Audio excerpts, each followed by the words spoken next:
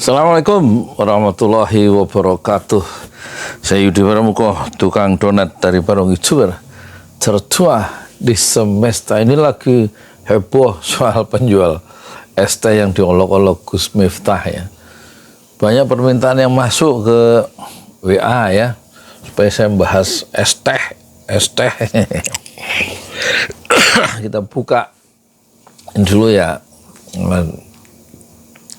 Di Instagram ada di HP, jadi nggak bisa dibuka, adanya kita pakai ini aja, Twitter atau X, dan kita pakai program OBS ya, supaya bisa kerekam aja. Saya pakai HP yang rekam Gus Miftah pakai OBS. Kita lihat ngomong apa yang jadi masalah ini. Oh kon borong. Es tehmu cik oke ra? Masih. Ya kono didol goblok. Nah itu yang masalah, itu ucapan yang G tadi ya. Terus sebelah kiri itu tertawa terbahak-bahak ya, yang pakai peci itu menunjukkan tidak ada rasa empati ya terhadap penjual es teh itu.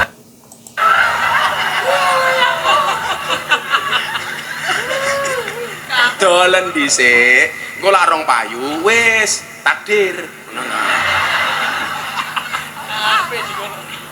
Jadi ana cerita tasawuf nih. Jadi sampai situ cukup ya, bahwa Gus Miftah itu ada permintaan itu tadi suruh borong, tapi udah laku belum jual sana. Jadi kalau nanti udah dijual, kalau nggak laku itu maka itu takdir katanya. Dan jamaah ikut tertawa dengan joke candaan Gus Miftah. Mungkin dia tidak menduga ya candaannya itu akan memantik reaksi luas ya seluruh Indonesia, dan dia diminta untuk dipecat sebagai staf khusus ya presiden ya, Gus Miftah. Dan kemudian Prabowo memberikan reaksi dengan keras dan suruh minta Miftah langsung minta maaf, dipastikan meminta maaf langsung ke Pak siapa itu tadi itu yang umur 37, Pak Sun Haji, Sun Haji. Kita lihat ya respon dari presiden ya. Ini kita lihat. Gerindra sebut tindakan Gus Miftah tidak sesuai ajaran Prabowo ya. Ini saya sangat hormat sama pedagang kaki lima. Nah, di sini dia bilang saya sangat hormat terhadap pedagang kaki lima. Ini gaya Prabowo ya, yang sangat ultra nasionalis dan membela rakyat kecil, bagaimana mengamankan kekayaan Indonesia dari penjara asing ya. Itulah anggapnya dia seorang ultra nasionalis begitu ya. Sama tukang ojol, sama tukang bakso, si pedagang kaki lima tiap kali keluar dia dorong itu. Sama tukang ojol, sama tukang bakso ya.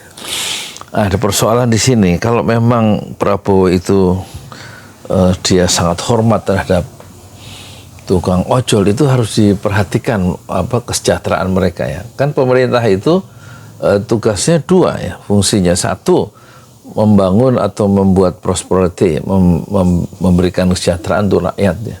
Dan dua, menciptakan rasa aman untuk seluruh warga Indonesia yang dipimpinnya. Dan kita lihat ojol itu kalau di Jakarta ada sekitar 2 juta. Itu hubungan dengan perusahaan itu sangat lemah ya. Nggak cukup Prabowo mengatakan saya hormat, harus diberikan satu bergening baru sehingga taraf hidup tukang ojol itu naik. Kalau di luar negeri pemerintah turun tangan ya.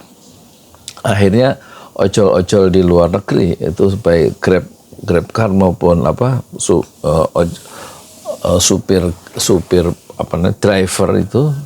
driver ojol dan motor itu mendapat gaji ya, minimal itu. Terus kemudian mendapatkan perlindungan kerja, BPJS atau apa istilahnya.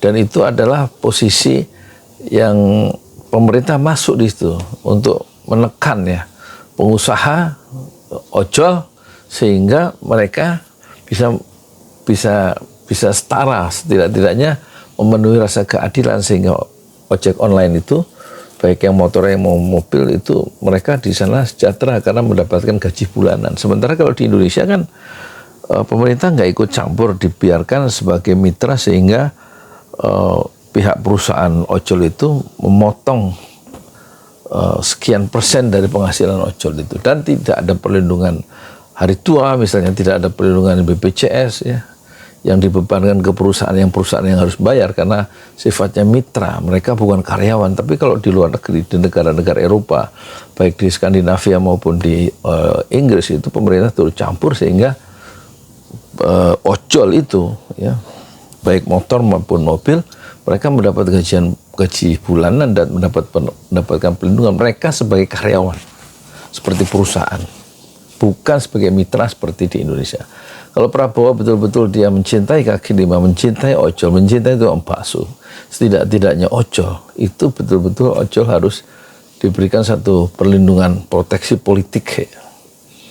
Dan tidak cukup hanya seperti seorang demagog ya, demagog yang mempengaruhi pendengarnya untuk yakin terhadap apa yang dia ucapkan dan tanpa merubah nasib dari ojol itu atau pedagang kaki lima itu misalnya.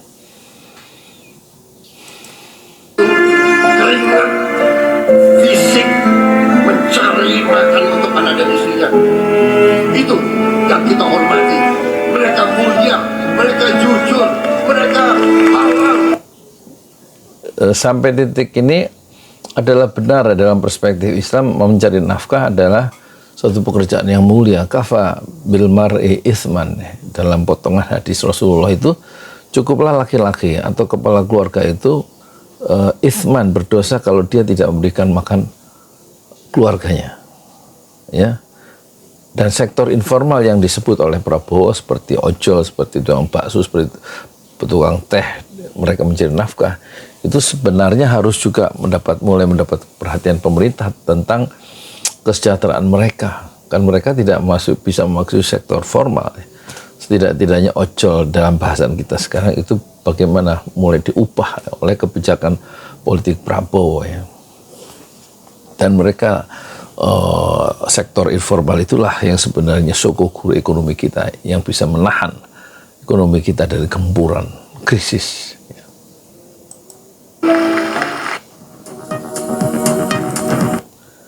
Ini Gerindra dengan segala kerendahan hati, Mimin minta Gus Miftah untuk minta maaf ke bapak penjual es. Apa yang Gus lakukan tidak sesuai dengan apa yang Pak Prabowo inginkan dan ajarkan. Terima kasih.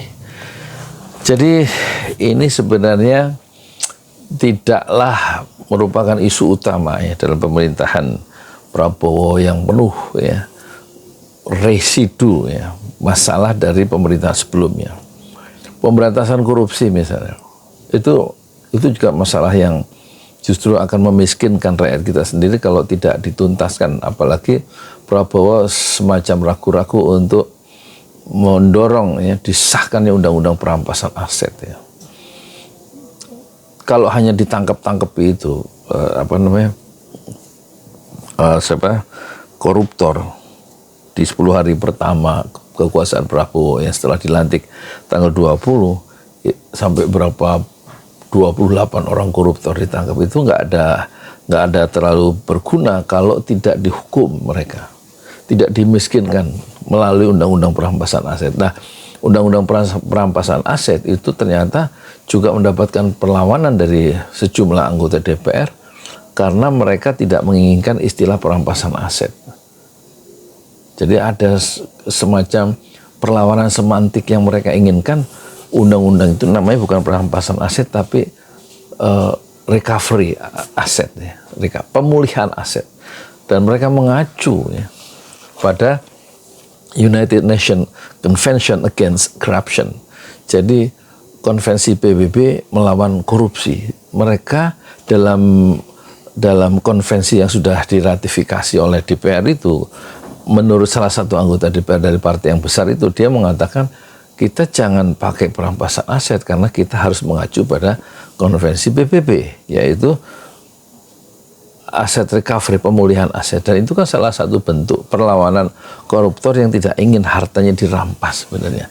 Nah, pada titik ini sebenarnya Prabowo atau Partai Gerindra yang juga suaranya besar lewat pemilu tanggal 14 Februari 2024 kemarin harus tetap memakai perampasan aset ya, dan harus cepat disahkan.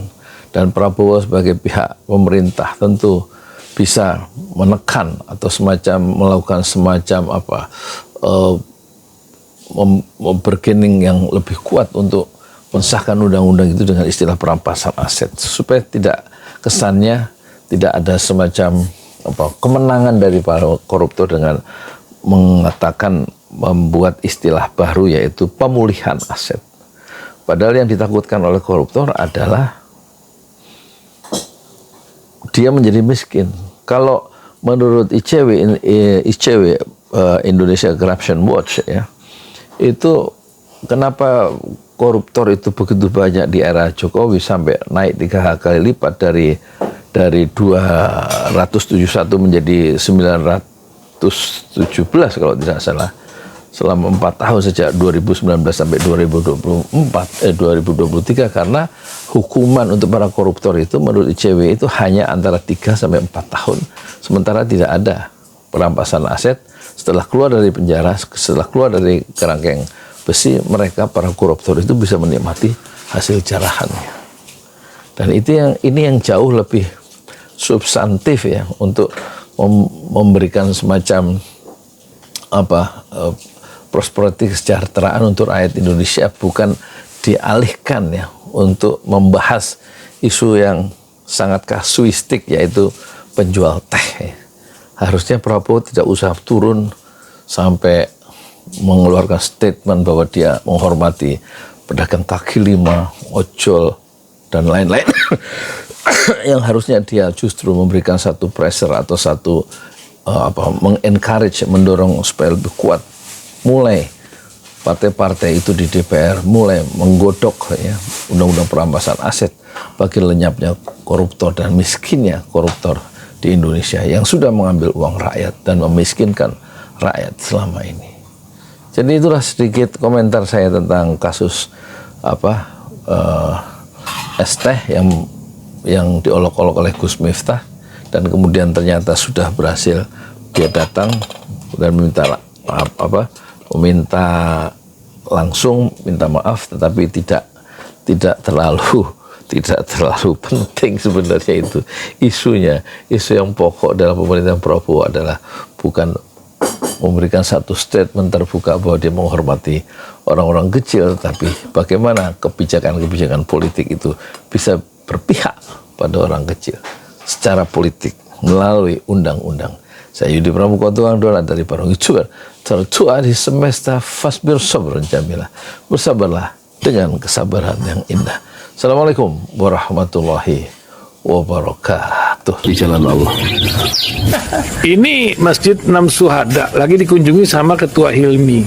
Modal awalnya berapa Pak Yudi Pramuko? 750.000 Rp750.000 aja. Jadi ini 500 jutaan nih barang. Sekarang udah habis 310. Masya Allah, tuh udah pakai keramik, laponnya tinggal. Granit tuh kayak marmer. Tuh, Masya Allah nih, sampai juga kita ke sini. Masjid Enam Syuhada, ngapa namanya Masjid Enam Syuhada, Ya, Pak Yudi? kita mau mendokumentasikan perjuangan dakwahan nama anak muda pengawal Habib Rizik Syihab itu. Masya Allah. Yang dibunuh sama orang jahat di kilometer 50. Kilometer 50 ya. Itu kan simbol memperjuangkan dakwah itu kita harus memberikan segalanya untuk Islam kan ya. Untuk Masya dakwah Islam. Allah. Dan nama anak muda itulah yang sudah memberikan segalanya untuk Islam. Masya Allah. Apa nanti nama pemuda itu ada juga di sini mungkin diterapkan? Mungkin namanya 6 syuhada. 6 syuhada Ya. itu, 6 syuhada dipasang di sini, 6 syuhada. Bip Ali, apa yang dikomentarin dari ini semua, Bip Ali? Masya Allah, luar biasa. Dari uang 700.000, kalau pengen ternyata bisa. Bisa. Allah kirim. Tuh, bisa. Ya, Masya.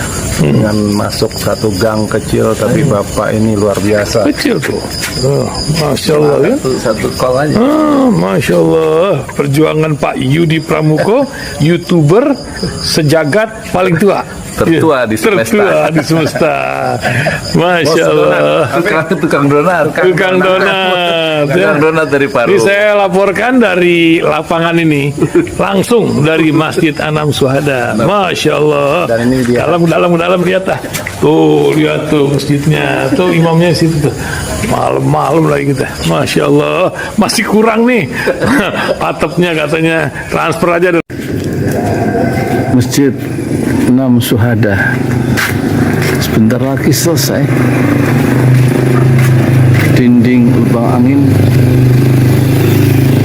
sebagian sudah terpasang, lantai 2 dan kemudian plafon termasuk lantai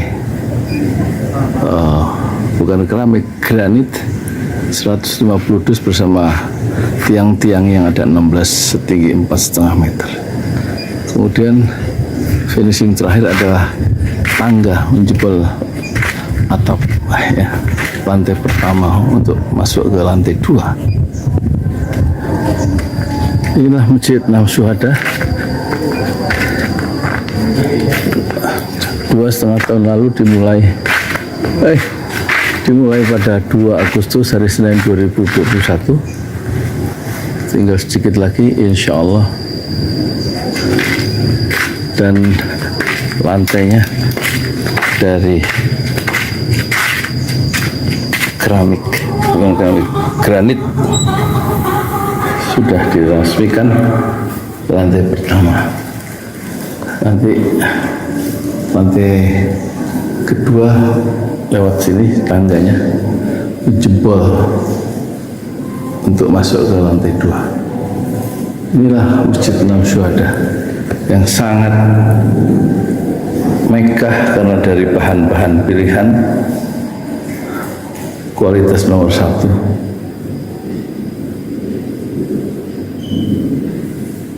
Tinggal sekitar 80 juta lagi finishing lantai atas selesai insya Allah.